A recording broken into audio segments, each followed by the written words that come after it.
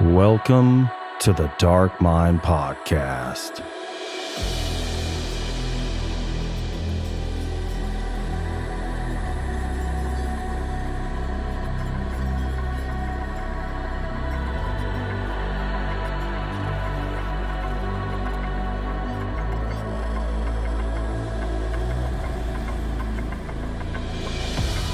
Friends and familiars, thank you for tuning in to another episode of the Dark Mind Podcast, where we explore the boundless realm of dark literature and film.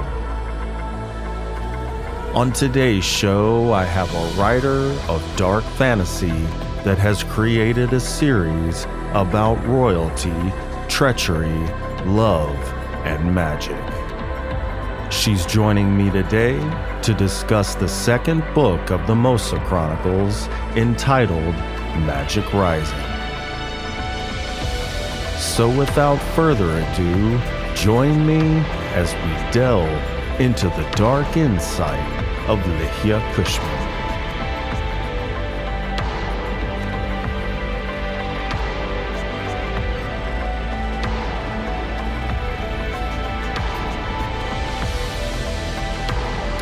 All right, friends and familiars, we are live on YouTube, Twitch, and X with Ligia Cushman, here to discuss her recent novel, Magic Rising. Ligia, welcome back to the show. Thank you for having me again. I'm so excited to be here. Absolutely. Thank you for joining me on this 26th day of October 2024. I was thrilled to find the announcement for the second installment of the Mosa Chronicles on Bookstagram, and as expected, the book was rich with the dark, fantastical elements of Transia, from bioluminescent landscapes to magical warrior women with glowing eyes and the men who give their souls to be with them. It's another testament to the iron will of the women of Mosa and their fearless fight against the ineffable darkness. So thank you for your hard creative work, and thank you for being on the show today. Thank you. Well, let's start off with taking a look at the land of Transia, because one of the big parts of fantasy is world building, and Ligia is no slouch when it comes to world building. So we have the land of Transia. So the first book of Rise of a Dark Throne centers around Princess Sol in the land of Mosa, and begins in the midst of the mating ceremony with her and her betrothed Nasir. Magic Rising begins with and centers around her sister Lola, who is found unconscious in the Ventane Woods. Correct. By a prince by the name of Kingsley Doramos. So for the edification of those that aren't familiar with the story, and for a refresher for those that are, could you give us a brief summation of the events leading from Sol in the land of Mosa to Lola in the Ventane Woods? Yes, absolutely. I like to think of Rise of a Dark Throne, that's Sol's story, as breaking it up into like magic awakens, darkness falls, enemies ignite. So this book, the first story, starts with Sol, where she emerges from a deadly plague. She's been asleep for about a year. And when she wakes up with the one thing she never wanted, magic. And it's important for the audience to know any second-born child, third-born child, fourth-born child in this world of Transia is really doesn't hold any power. They fight their whole life trying to balance and figure out who they're going to be in this world, while their firstborn siblings are the ones that become kings and queens and rulers of the nation. And so a big part of the series, the first part of the series, book 1, Rise of a Dark Throne, Sol is introduced to Rivian. Now, Rivian, again, a second-born son to the House of Sundom, to the House of Alacor in Sundom, is bound by prophecy and duty. And a lot of his story is shaped by him being sent to go and retrieve Sol. Because when she wakes up with magic, she wakes up as the first mage in 4 generations. And not only is her magic epic and amazing, and she doesn't know quite how to control it yet. It's also a healing magic. So she can heal people from the darkness. And so far, she's the only one that they know that can do this. And so as the darkness closes in, Sol and Rivian embark on this journey. They get on the ship to sail back to Sanctum to heal his ailing father. Rivian doesn't like his dad, and Sol is missing her family incredibly. Her sisters are gone. Her husband has been taken by the darkness as well. He is gone. Her parents are gone, and even their Misa warriors. So the Misa warriors in Mosa are the most feared regiment in all of Transia. Run by women, fought by women. It's pretty awesome. Uh-huh. And that army that stood about 8,000 strong when Sol awakens from the darkness, she realizes that not only has half of the population of Mosa been taken by the darkness, but so have mostly all of the Misa. There are only 15 left. And in that space, Sol emerges on this quest to go and not only go and save this king, but there's a lot of things that unravel, and I don't want to give away too much, but I will say this. At the end of Rise of a Dark Throne, remember the whole time Sol is believing that her sisters have passed on, that they have, they're with the Holy Mother. And the very last chapter, if you will, the epilogue of Rise of a Dark Throne, the audience is then introduced, or the readers introduced to Lola Port, the third daughter of Mosa, who was thought to be dead. And she does wake up in the Ventane Woods, and not really knowing where she is. And initially, she doesn't even remember her name. And so she wakes up in the woods, runs into this very handsome, debonair warrior guard from the House of Doramos, which is in the western side of the map. So when you're looking at the map, it's the western side of the map, and it's that side of the map is known as the Western Isles. So any part of the land that's there is considered Western Isles, and then all of Sanctum really is considered the Eastern Isles. And so Kingsley, his story is kind of like Lola's. He, although was not infected with the darkness, but his eldest brother, who was heir to the throne, was killed by the darkness. And so Kingsley's life immediately changes. In this world where second-born children don't have, they don't get to dream, they don't get to lead, they get to honor their sibling and really follow their call on what they want to do in their region and their kingdom. So Kingsley really always planned to be his brother's, like senior guardsman, the man in charge of his army, the general, and has spent his whole life really building up to be this general, to marry his best friend, Sailor Grotto. And when his brother dies, it's unprecedented, especially in Mosa, because you haven't really ever had a firstborn child die. And so they're considered the healthiest for whatever reason, right? It's kind of how I wrote the story, but they're considered the healthiest. So when you have a firstborn child pass on, there weren't any rules written for what do we do next. And so the folks in Transia decide that, okay, if a firstborn is killed by the darkness, then the secondborn must inherit that role. And the secondborn must now become heir to the throne. And so happened to Sol, second-born daughter. Now it's happening to Kingsley, second-born son. And here he is. He meets Lola when he is supposed to be at a high council meeting with his father, the king, and his consorts. And so he's off hunting and drinking and bumps into this beautiful girl in the forest. And that's where their story begins. Okay. Well, let's get a little bit more detailed within the framework of what you just gave us. Okay. So where Lola is found in the Ventane Woods, she's basically brought into the care of the Doramos family, or the House of Doramos. So could you give us a little insight into the people of the land she's reluctantly found herself in the care of? Yes. So the Doramos people are really inspired by the Spanish side of me, the Spanish side of my DNA, especially from like Spain, and think of like dark, Gothic, Mexican inspired. Like when I think of that part of the land, I have like my own little Pinterest boards, and you'll see skulls and black gowns and very vibrant, deep colors and lots of snow and kind of like Viking-esque, like a Gothic Viking kind of vibe. And so the people of the Vantane Woods, of the House Doramos, are loyal. They are protective. They speak their mind. There's not a lot of like hiding things. Things are really just spoken. You'll see Kingsley and his sister Serena really have a great relationship with their parents, where they can say what they want to say, even when it's hard.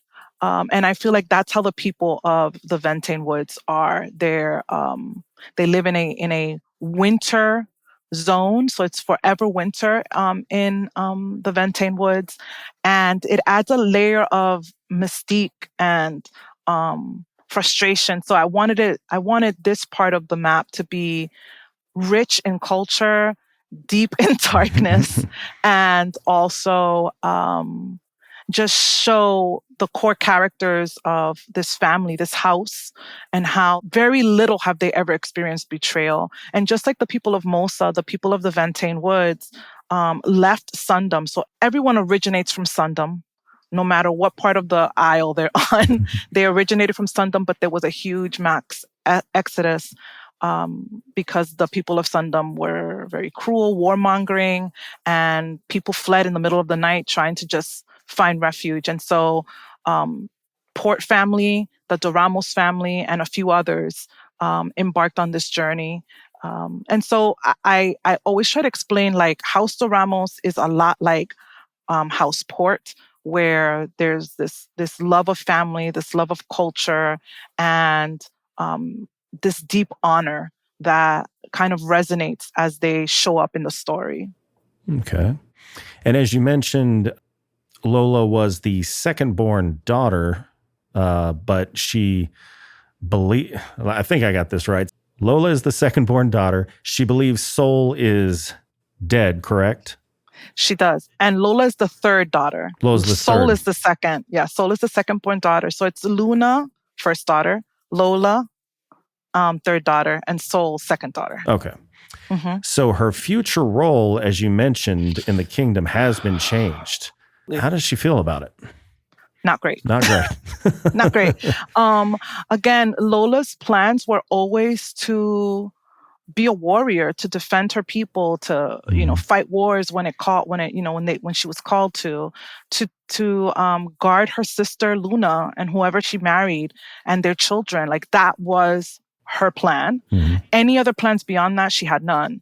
And so with every shift, so now when she discovers that Sol is alive, with every shift that has happened, so now Sol is technically the firstborn daughter, and now Lola is the second-born daughter. And now you have to question, if my sister, because they're about to head to war, right? If something happens to my sister, then I have to be queen. And so there's a moment where Sol sends Lola a letter, and it's really letting her know, like, I'm really alive. Mm-hmm. And she throws a cute little stories about when they were little, like really letting her know, this is me.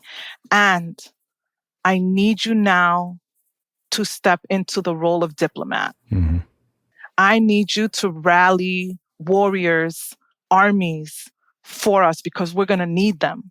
And so Lola never wanted to be a politician. Uh-huh. Does anybody really? Oh, well, no, not ever. Not ever. And so I think for Lola, that is one of the most eye-opening things, is to see her wake up in this disheveled space, mm-hmm. grieve her losses, at the same time wanting to run back home, even if that meant walking. She was going to go back home.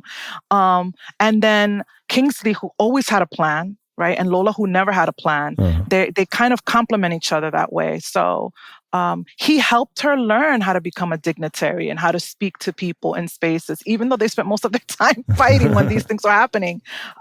She was able to observe and take courage that her sister was trusting her with this new version of Lola to do what was right for their people.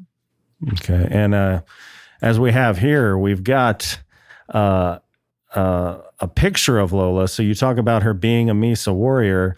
I can totally see. I mean, obviously she looks really hot in this picture, but she also looks like she will take your head off. 100%. And she will. Yeah. And she will. Yeah. Yes. Yeah. So obviously, definitely see her not being thrilled about wanting to be a dignitary and to. Not at all. Yeah. Mm-mm. Yeah. Well, one thing she discovers is that she has the gift of magic, but Kingsley insists on keeping it secret, constantly reminding her when her eyes glow, which is a cardinal sign of someone imbued with magic. Right. So this is because a high official from the Sanctum has declared that magic is evil, and with those possessing it, they need to be cleansed through methods reminiscent of the witch trials. Correct. So can you tell us more about the Sanctum, which appeared in the first novel, more mention of it, so to speak, but seems to have a much larger role in this one.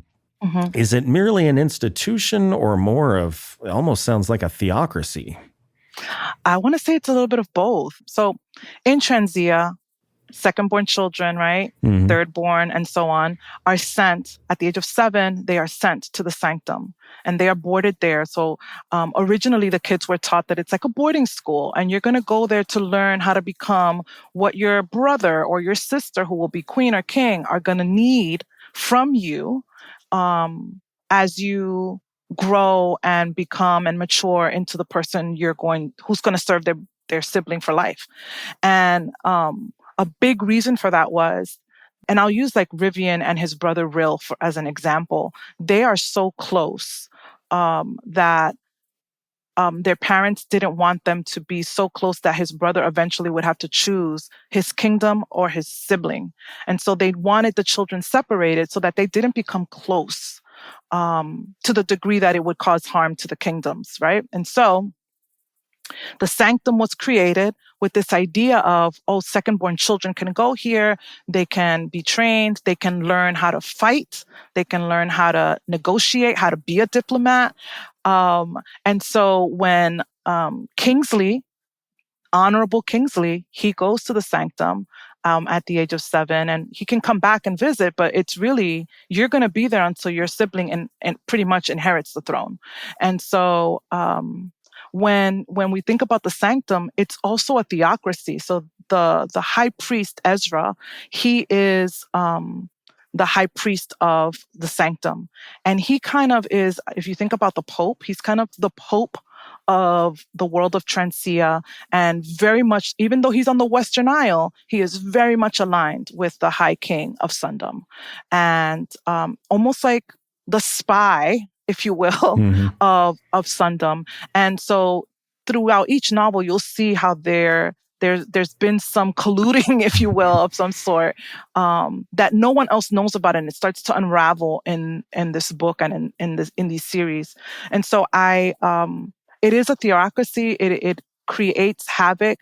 The hardest part, I think, about the Sanctum is that from the outside looking in, everyone thinks, this is a great space. But really, it's a place where children are abused. It is a place where children are not safe, and where they go to become monsters, pariahs on society. And so Sol and Lola's father, King Axel, he decided very early on, he let Sol go once. She was abused, bullied, and she wasn't eating. And they brought her back and they said, none of our daughters will ever step foot on the Sanctum. And it was the first time, and I'm pretty sure the only time, a king had done that, where they went against the Sanctum, the high priest. And so that already put a dark mark on the daughters of Mosa, because their father was a rule breaker and he didn't go along the same path. And as you know, the daughters are very much like their parents. Yeah. They don't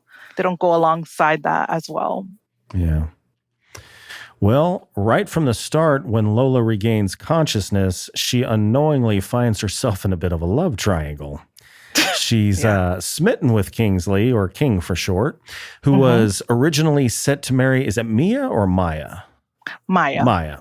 And become the kingdom's war governor. Yeah. However, after his brother's death, as you alluded to earlier, brother's death from the darkness, I should say, Yeah. Kingsley inherited the throne, ending his engagement to Maya. Yeah. Maya is portrayed as hostile toward Lola, but she has, I mean, when you think about it, she does have some reason to be. Absolutely. Who was Maya as a person before being cheated out of marrying Kingsley? She was his best friend. They grew up together. They made plans together, and she was sweet and charming. There, you'll see pieces of that towards the end of Magic Rising, where she's just like, "What? What did I do?" Right?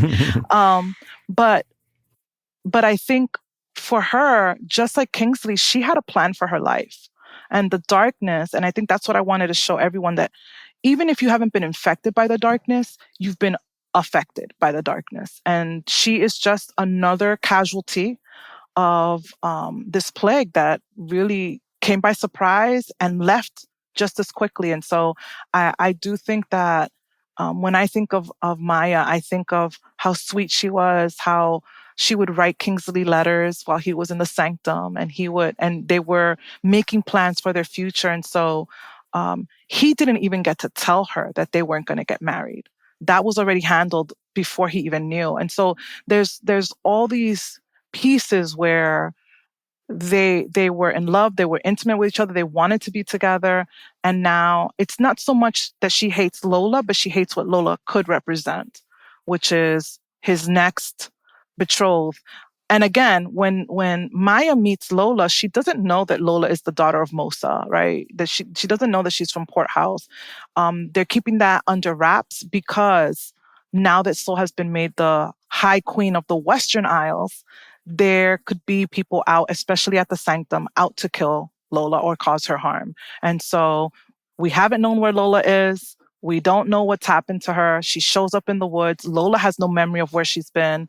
And I feel like House Doramos feels some culpability in how things went down with Mosa and Sundom. And so they want to protect her as well. And I think that that's where that animosity with Maya comes in. Is, her life is over. Like, she's a second-born daughter with no prospects, and now she has to build a different world for herself, a different life. But she still very much cares for Kingsley, and so there is that push and pull, which is why in the novel you'll see how Kingsley has to balance both relationships and trying to figure out, like, she's not as bad as everybody thinks she is. Yes, she's acting out of character now, but she's also a victim of this darkness. And it frustrates people as they're reading, like, come on, put her in her place. But I think that's where he's coming from. Yeah, and segueing into the next question, Kingsley's situation seems to place him in a morally ambiguous position. Oh gosh. So how do you explore morality within your characters, especially in a setting fraught with duty and desire? Yes, that's a great question. So a couple of things that people don't know about me is that I have 2 master's degrees in psychology. And a big part of my life has been, academically, has been in really studying people and studying kind of the workings, the inner workings of a person's mind and morality and what is moral and what isn't moral. And I think that when we're impacted as people by something like a darkness, the best of us and the worst of us are going to come out. And I think that that's where Kingsley is. He does a few things in this book that I'm like, really, dude? But then I wrote it, so right. Yeah. But I wanted for a kingdom like his that is so focused on duty and honor. He and his and other people from House Doramos start to show up, kind of conniving behind the scenes, like totally out of their character. But I wanted to paint a picture of this, like, there's a lot of morally gray, morally black things that happen in real life. And I want to make sure that my stories also show that. So he can struggle with caring for who Maya was to him and caring for who Lola will be to him. And he has to learn to tell the truth. And I think that that is part of his journey as well, is sharing how he really feels, not just about Lola or Maya, but about what has happened to him.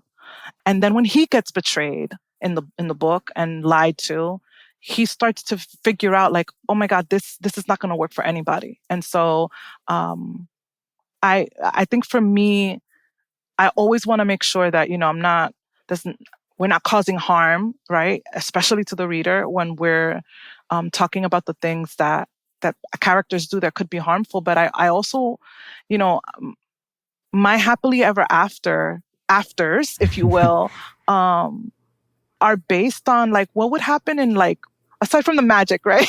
What would happen to real people in the real world who struggle and have to face something like this? And so for me, I always want characters to feel real, and I want their challenges to also feel complicated.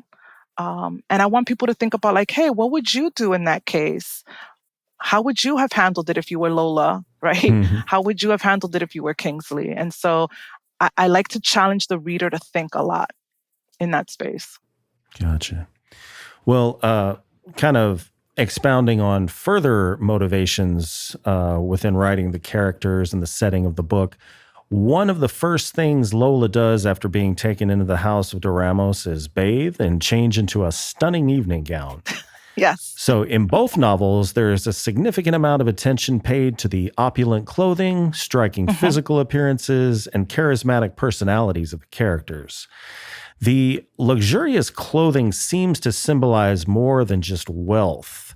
How do you use fashion to reveal deeper aspects of your characters' personalities and social status? Oh gosh, this is such a great question. Because I was just sitting on a panel recently and no one asked me about the fashion, and I've been waiting. So I love that you're the first one. I will tell you, so I was born and raised in New York City. Some might say the capital of the world when it comes to fashion and all those things. The And Met so Gala.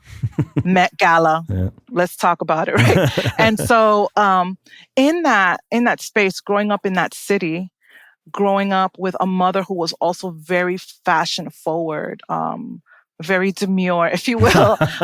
Mom really taught us girls. I'm one of 6 kiddos, and even my brother designs sneakers now for Nike, right? Oh, wow. So even in the way that we carry ourselves today, fashion is a big part of how we show up. We don't all dress the same, like my siblings and I, but we definitely take fashion as a way, as an extension of our creative process of who we are. And so I wanted to bring that into the story. I wanted, because I don't just focus on the fashion of Lola, right? But Kingsley too. What is he wearing? What does it look like? And it's because that's how I grew up. The men in my family are just as passionate about fashion. I could tell you my stepfather will iron a pair of pants for like 3 days just to make them perfect. And so I wanted to bring that into the scenes. I think one of the things that I loved so much about A Court of Thorns and Roses too was the fashion. There was a lot of high fashion in there. You felt like every scene was a Met Gala. And I remember thinking, I was doing a lot of research for my book at the time. And I remember thinking, I want to make sure that that's a part of what I share in the story. So what people don't know in the background, right? Some people may think that an author just sits down and writes. But one of the things that I do is I have my husband draw out the characters for me, and what do they look like, and what does this dress look like, and what does this fur suit look like in winter, and what do riding clothes look like, and then I just try to sprinkle it in there wherever I can, so that the reader gets a visual. And then when we have like character cards and stuff like that, I try to capture that fashion scene, if you will, for the reader to be able to like see it in a real way. And so for me, it's been pretty cool to be able to lean on my fashion side. And book 3 is just as fashionable. There's no balls that I can remember, maybe one. But there are moments where everybody's dolled up for dinner or whatever. I'm a girly girl who loves fashion, and I love like Downton Abbey and all the dinner parties and all of that. So for me, it was a no-brainer. Like, fashion is a big part of me, and so it'll be a big part of the series as well. Okay. Well, after a traumatic event brings Lola closer to Kingsley, she reveals that she was imprisoned in the Sanctum, where she was physically and sexually abused night after night, with the purported reason being to cleanse her of the evil of magic. Yes. So her magic continually healed her, which was both a blessing and a curse, as it allowed the torture to continue, as she pretty much healed every day. So does this abuse reflect the historical witch trials in any way? And I want to be sure to mention the Scottish witch trials, which lasted 173 years, in contrast to the Salem witch trials, which lasted just one. I was corrected for not knowing this when I had Natasha Sinclair on the show. She is a Scottish pagan author, and I think I angered her with my ignorance. So Natasha, I want to be sure. Yes, I think a little bit deeper, right? So the Salem witch trials, the Scottish witch trials, didn't just happen in those spaces, right? We also know that Indigenous people were massacred for their religious beliefs or for how they looked and they showed up, Africans as well. And so for me, it's kind of, it's a creative way to talk about how those with power who are corrupt will continue to corrupt the things that are beautiful and good in the world if we let them. And so I think that, not to say that Lola couldn't defend herself, because remember, y'all, I told you she's a warrior. So she ultimately is able to defeat her enemy. But I struggled with writing this part of her story. It took me a while because I didn't want to cause harm. Obviously, that's the psychology degree. But I also wanted to paint the picture of her pain. And, you know, it's remember, she woke up in the forest. She didn't know who she was. And it's a very shocking moment when it all comes back to her, and it comes back in a really traumatic way. And what happens to her after that subsequently, you know, there's a scene where there's a moment, you saw the picture where her hair is very long. And in Mosa, that is tradition, that women, their hair, you never really cut it. It's always long. You braid it, you twist it, you tie it, you leave it out. It's wild and free. And while she's in the Sanctum, her hair is cut off. And for women of color in particular, that I knew would be a point of like, oh, I got to take a breath before I read this further, because that is what happened to African women, enslaved women, quite a bit.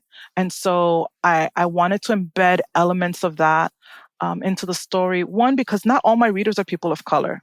A lot of my readers aren't people of color, but I wanted to bring them into a moment like that so that they could see the way it was written. This happens every day. It's happening to women all the time. And some use religious beliefs to abuse women, and some just use their own, ideas on what is moral, what is good, what is true. And so I couldn't have a warrior princess that didn't fight back even against that. And I wanted her to show up in a way that anyone else who has been victimized or experienced sexual assault could see themselves in her, and also see themselves in her victory and in her pain. Gotcha. Well, once Lola learns of Sol's location, she wants to leave immediately to be reunited. But yes. Sol sends word that she needs to wait for a group of escorts to arrive to accompany her. Yes. So Kingsley, obviously, being smitten with her, insists to both Lola and his father that he should accompany her for protection, but Lola refuses, stating that she is a capable Mesa warrior who can take care of herself. And despite being a fierce warrior, Lola is very emotional when it comes to matters of the heart, whether platonic or romantic. Yeah. So why was it important for you to give Lola such emotional depth? And does she retain it, or throughout the series, does life experience begin to harden her? Oh, she retains it. Okay. read a scene the other day in book 3 where she has retained it. I think Lola, she's the youngest. And so, birth order for me, I'm one of 6. The way my younger siblings react to like shock and change and loss may be different than those of us who are the older siblings react to change and loss and those things.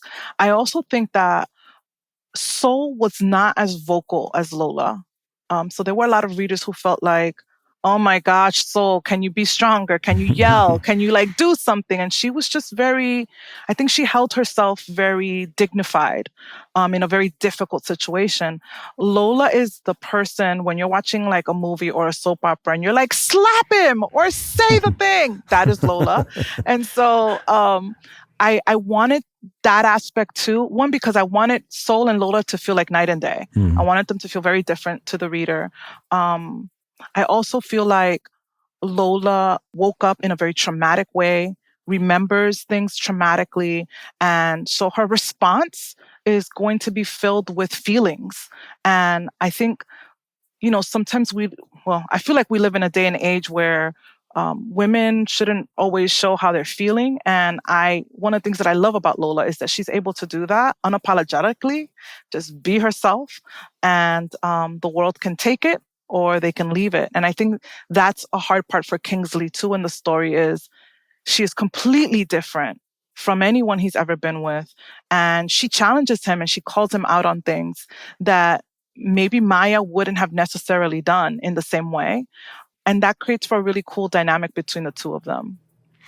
Well, do you find that readers relate more to Lola's strength or her emotional struggles? I will tell you, so I do a beta reader group before I launch any book. One, because I have a group of really loyal readers who want to know how the story ends, right? What's next? And they were the ones, I had about 40 of them, and they were the ones who insisted. There were some scenes that I was kind of going a little bit soft with Lola, and they were like, no, more femme rage, right? And so it's not enough. And so kudos to my beta readers because they encouraged me to just push the envelope a little bit further because I think as women, we're also tired of this like meek and mild version of strength, which we can carry and we can do. But there are some girls that in Spanish, we call them guerreras, right? They're warriors. Lola's a warrior. And a warrior is not just going to sit back and be demure. She is going to push not hard. Not going to be cutesy. She's not going to be cutesy or mindful. She's going to be the opposite of all those things. And I think that also resonates. I was sitting at a book festival in Orlando recently, and people would come up to me and say, oh my God, your book covers are beautiful. Like, oh my, tell me about your stories. And I always start with Magic Rising. This is a femme rage story about a girl who doesn't have a plan. And this is the story of her sister who does have a plan. And she loves to read books and that is not Lola. And it's not really Kingsley either. And so I feel like it's important for me to show how diversified women can be, and that each one has their own strength. You can be demure and have strength. You can have no plans and still have strength. You can be loud and say what's on your heart and still be powerful. And so I think that there's not one way to write women. You can write them with many different layers to them. Okay. Well, let me take a quick second to welcome our YouTube and Twitch viewers. Thank you for tuning in and joining us. Hello. Let's see here. Once Lola's escorts arrive, she's not entirely sure that she's not being led into an ambush. And before that was even voiced, that's what I kind of wonder. I was like, why is nobody thinking this is a possibility? And then it's finally something she brings up in her introspection. So she knows for sure that she's safe when it's revealed that one of her escorts is her best friend growing up, Aurora, otherwise known as Rory. Yeah. So in a genre often focused on individual heroism, why was it important to include a strong friendship like Lola and Rory's in your narrative? I'm going to try to say this one without getting emotional. No. So I have some very dear friends in my life. and I have 5 sisters. So, and we are all quite close. And so, friendship in women, especially for me, has been really important to be telling in the story. My best friend passed away a few years back from breast cancer. And so if you read the first book, Nisa is based off of my best friend Melissa's character. Like that, Nisa is Melissa, Melissa is Yeah, I Nisa. remember that. Yeah. And I want that to resonate in different ways throughout the series. So even in book 3, there is a new friendship that forms where we would expect these 2 women to not like each other, and they actually unite. And so I like the idea of women with strong friendships, men with strong friendships. Who does Kingsley go to when he needs help? Actually, it's his sister, right? Yeah. And so I think that friendship and telling the story from a perspective of these relationships are all part of the story. So if you read Rise of a Dark Throne, you'll see that Rory was one of the soldiers that was there with Sol the day she got married. We only mention her once, not more than that. And then there she is in Magic Rising as Lola's best friend. And I think in that moment, I also wanted to give Lola a piece of home that she had not experienced for many chapters up until this time. And so here she was, like, reassurance, you will go home. We are still alive. We love you. And I feel like for Lola, that gave her, she was kind of wavering and getting down on herself. And this gave her the backbone to like keep pushing forward too. Gotcha. Well, one of my favorite characters at first, let me qualify that, at first, was Thad. I liked his... of course. Yeah. I mean, I did that on purpose. Yeah. I liked his... is that your version of Femrage? Messing with my head? Yeah. Probably. Probably. I liked his acerbic wit and don't give a shit attitude. But there comes a point where I didn't like him, though it seemed the reason he turned to evil wasn't entirely his fault, even though he was treated as if it was. Yeah. So without revealing what he did, can you tell us if there was something that made him more susceptible to the influence of evil? Because I would like to know so I can avoid it. Yes. I would say, again, when I think of Thad before the darkness, so I think everyone in my series, it's who were they before this terrible thing that happened in Transia and who are they after?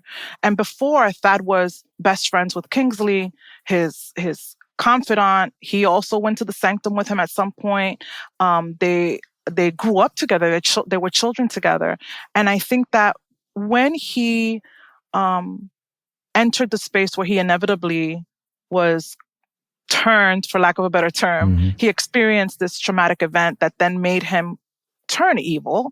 I think he was still trying to figure out his way in the world. I think he was trying to figure out, where do I fit in this space? How do I show up? What do I do?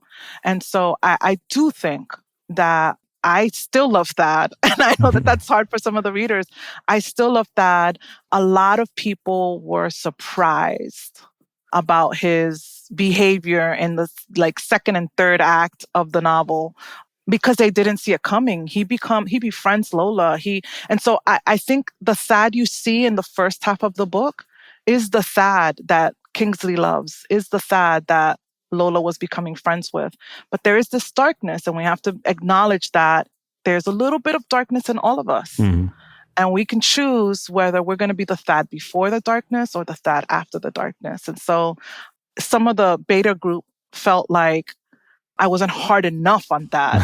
Some felt like I was too hard on Thad. So I had to soften the blow and still keep it strong. But yeah, I do think that was done intentionally. I wanted to make sure everybody fell in love with him, and I wanted them to have their heart broken. Mission accomplished. Okay, good. Well, so, I mean, when it comes to being open to the influence, and I'm not joking when I say this, it kind of sounds like there was a lack of discipline or a sort of aimlessness that he was basically imbued with that kind of left him open to that influence. Would that be? I agree. Okay. I would agree. I think he's Kingsley's cousin. And so in that relationship, Kingsley is still above him, even though Kingsley's not above his brother. And so, it's this horrible thing that kings and queens have created, is this legacy of first, second, third, fourth, fifth, sixth. I mean, we've seen it with the folks in the United Kingdom, where King Harry's like 18th person to inherit the throne after. It's this weird dichotomy of how do we actually, as people, navigate these relationships of I love you and you're above me.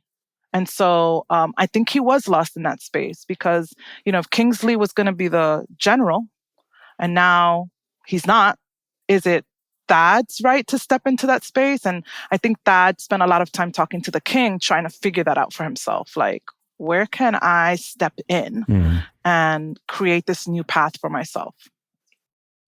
Well, once Lola finally reunites with Sol, it's a warm reunion with a lot of emotion. Yeah. And as she's talking to Sol about the issues that she's had with Kingsley, Sol reveals to her that through Lola's interaction with Kingsley, she has dramatically changed her future and didn't even realize it because Kingsley was not honest with her.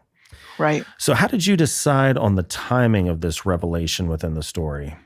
My editor and I spent some time figuring out where that would land. I moved that chapter around quite a bit, to be honest, because I wanted it to fall before they were reunited, but also just make sure that it fell in a space where it would make the most sense. So, yes, this is where we were talking. I'm going to try really hard not to give anything away. Yes. But this is where Kingsley, for me, made a big mistake. And, Lola's building this trust with him. He's appearing to be trustworthy. And now, not only did he lie, not only did his cousin lie, what else are they lying about? What else should she not trust them on? And so, it's not a little thing that he lied about. It's a quite big thing. Yeah. And again, it points to this man that she loves making a decision for her without her. And that, for Lola, as you know, does not sit well. And even in book 3, like, you'll see her still struggling with some of that because I wanted to make sure, like, I want everybody to know I don't think what he did is okay. And they're going to have to figure some way around it. And so this is where that morally gray, maybe morally black moments happen where you love Kingsley, but you're challenged by his behavior and how he continues to show up. And it's disappointing and it's intentional. Show up and blow up. Yeah, especially with Lola, of all people. Yeah. Well, it was a great addition to the series. Listeners at home, buy it, read it, and review it. Yes, please do. So as a Dominican American author, and with fantasy often involving literal and metaphorical journeys, what kind of personal, emotional, or spiritual journey does your protagonist undergo, and how does it connect to their heritage or identity? I think Lola and Kingsley are both kind of the protagonists in this novel. I think Lola has to wrestle with the idea of the world is much bigger than Mosa. And I think she planned for this big life on a small island. And her worldview is being challenged everywhere she goes. And she's not afraid to let people know. So this is what you all do while people are dying of the darkness. This is what you're going to be doing.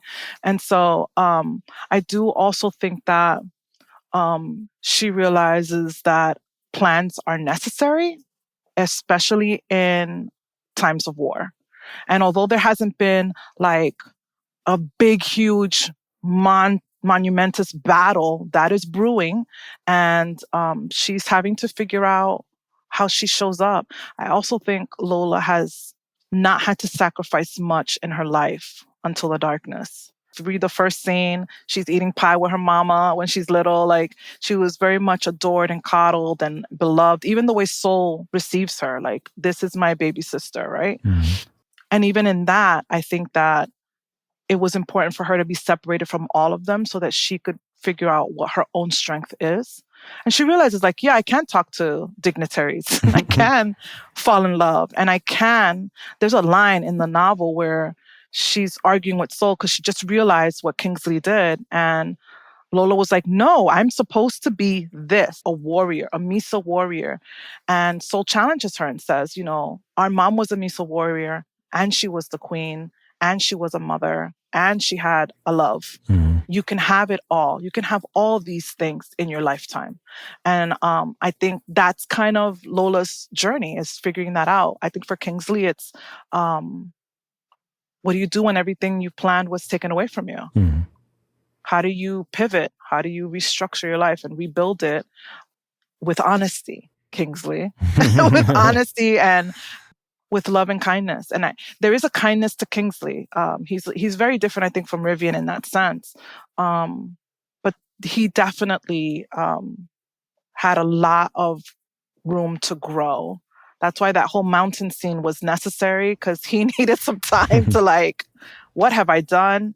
And, you can get mad at that, but you also have been dishonest. You also have caused harm. And so how do we navigate that too? Yeah, it seems like, and I hope this doesn't probe us into giving away spoilers, but it seems like what Kingsley did was kind of like out of fear, like out of this possessive, like, like, everything's been taken from me. Yeah. This will not, I will make this decision for myself. Yeah. But he was not just making it for himself. And that's the problem. That's the problem. Herein lies the problem. Yeah. Well, what unique perspectives do you think your background brings to the storytelling in dark fantasy? And by background, I mean your heritage, your academic experience, job experience, even having children. Yes. Oh, wow. I'd like to think the stories are very much influenced by my love of fantasy. I'm a Xena warrior princess fan till the day I die. Mm-hmm. Buffy the Vampire Slayer. I've been passionate about fantasy for such a long time. And when I decided to like actually sit down, put pen to paper and figure out what did I want to do? What did I want to contribute to this wacky dark fantasy world? I wanted a lot of my culture to be embedded in it. People ask me all the time, like, your world building, it's so like you didn't hold back, like you really did it. A lot of my world building is based on the places I grew up in. So the Vantane Woods is like Washington Heights, and it's always cold and in Manhattan. And, Mosa is inspired by the people of the Dominican Republic and Puerto Rico, islands that I love, that I've spent time going to as a child, as an adult, that really speak to me as an Afro-Latina. And then, the women of Mosa, I have created them inspired by Afro-Latinas, the Afro-Latinas that raised me, the Afro-Latinas that are part of my life, my friends, and some of our own struggles where we have to constantly explain who we are. So Sol, you probably get tired of Sol saying, I am not a princess, I am your queen. Mm-hmm. And Lola, kind of the same thing. They give Lola this fake name that she now has to like figure out how she's going to like remember it and all these things. But I hope that in the world building, the bioluminescent bay, for example, is Puerto Rico's bioluminescent bay. And so I've pulled from so many parts of my own world to inspire this wild story I've created. And I hope that I've done it justice. I do a lot of research. So for example, the Misa warriors are inspired by the Dahomey warriors in Africa, who were also the most feared female regiment in all of that land. And so if anybody's watched the movie Woman King, then that is the story that inspired the creation of these badass, fiery Afro-Latinas, who now possess magic. Mm-hmm. And so I hope that I've done it justice and that I've been able to incorporate the things that I love the most about the world and some of the things I don't like about the world too. Yeah. Well, I remember the first time you were on the show, I asked you about your creative process for creating not only the world building, but the magical systems. And you had a very complex system. And with regard to the pictorial representations of your characters, you had mentioned Yes. that your husband helps you with that? Or Yes. you guys kind of a joint venture, so to speak? For sure. Has it evolved over time, or are you still okay? No, it's definitely evolved. So for those who don't know, my husband is he's had a career in marketing and graphic design for 25 years, and he's a director now and doing that work in his day job. But he also designs all my book covers. And when I sat down with him to really craft out this world that I was building, he was very much a part of that. Still is, because I'm working on another urban fantasy series that I want to do after this series ends. And we've already been sitting down and figuring out, like, okay, what's this city going to look like? What's that going to look like? Funny, not funny, but interesting fact is that the map that you showed earlier, I had designed my own map because, for those who don't know, I'm not an artist. I'm an artist in a different way. But he actually not only has helped me design the characters and those kinds of things, but it's gotten bigger than us too. So we've had to contract people in and have people design some imagery for us. But the map, we had to hire someone to create that map. Map is beautiful. But that was his creative genius idea of, hey, we've got to really have a really stellar map that we put in the book. And so having him on the creative side of the marketing and the designing and, the social media content and those kinds of things, it has been really helpful for someone like me who does not know how to draw. But I knew what my characters wanted to look like. And one of the challenging things for me too was when I first started doing this, I was hiring artists.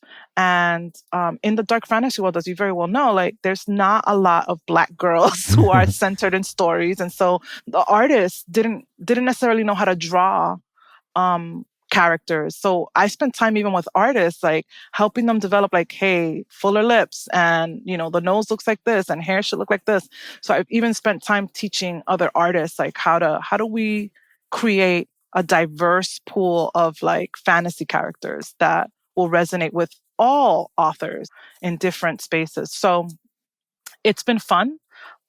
We have a whole shop now. We've got t-shirts and mugs and stickers and pins and book boxes and all kinds of things. But it's all been created by my brilliant husband, who is downstairs.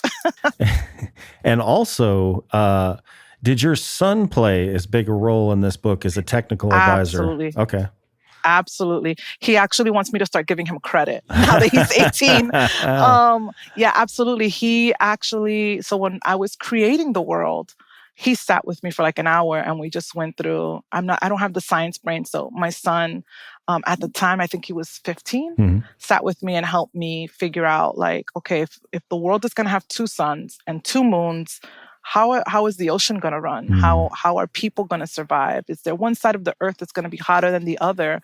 And so when you look at the map, you can see, like, Sundom is dry, and Mosa, on the side where Mosa is the Western Isles, they have water and life, and it's rich. So they're rich in the area of resources, but Sundom is rich in the area of gold and, warmongering and those kinds of things. And so even that helped me create the political tension between these 2 opposing sides. But he's been very much influential. My son has named every single book in the series, the title for each book that was chosen by my kiddo. And it just so happened that I love them all. Yeah, he's been a big part of this too. And how many books in the series? There'll be 4. So have you had to deal with writer's block at all at any point? Yes. Yeah. Absolutely. Okay. Book 3 was tough. It's been tough. I took a break. I had some medical things going on, went on vacations, and just wanted to, like, settle down and slow down. And before I started writing book 3, my books are on Audible. So I sat down and listened to Rise of a Dark Throne again, Magic Rising. After this, I'm going to be listening to the taping of the Magic Rising audio and making corrections if there needs to be any. But that's also another way that I like refresh myself on the stories that I've written so that I don't forget. There's a lot of little details that I've had to remember. And so this year, a big part of this year was finding and hiring a really great developmental editor and coach, and she's been fantastic, and she lives in Europe. And so our hours are on opposite sides, but she's been such a great help in just even organizing the writing. So I was recently on a panel and they asked me, so how do you organize and prepare to write? And I'm like, I just start writing. And there are authors that don't do that. They do the whole plot. I know what I want in Act 1. I know what I want in Act 2. I know what I want in Act 3. But I let the characters, I know it's going to sound a little hokey, right? But I let the characters kind of tell me who they are and how they want to show up in this story and what makes sense for them. Even in writing book 3, I just recently deleted 3 chapters, added 3 new ones because it didn't make sense for what we were going to have King Rill, for example, do. Because based on book 1, that's not his character. Even though his character has evolved over time, I always have to consider how much have they evolved in a very relatively short period of time. So, my process is a little wild, but I do take the time to really plot out. Once I start having those chapters and developing them, then I create a whole new document that says these are the chapters in Act 1, for example, and then kind of a brief synopsis of each chapter and my favorite quote of each chapter. So that has been super helpful for me too. When it comes to like marketing, I can just pull a favorite quote and create and have my husband like create some artwork that goes with it. And, I use Canva all the time. So don't forget, for those authors who are out there struggling and saying, I don't have a marketing budget, Canva is free and make it happen. It can work. Yeah. Yeah. Yeah. And speaking of your process, listeners at home, fun fact, the way I discovered Ligia's writing is I stumbled in her live stream one night on Instagram. Are you still live streaming? I think was it the writing or the editing you were? I do both. Both. Okay. So it just depends. I have pivoted a little bit more towards doing lives on TikTok now. I have close to 18,000 followers on there. It's been wild. But so I'm trying to figure out when am I going to do a live on Instagram. And one of the things that I've been doing is I have an author's subscription, author update subscription for my readers. And so I have a ton of people in there. And so I've been posting questions in there like, when would you like to see me do a live? What would you like me to talk about? Do you just want to see me writing? Do you just want to see me? So I want it to be something that's engaging for the audience as well. And so if you would have asked me 4 years ago if I was going to be going live on anything, I would have told you absolutely not. I am not doing that.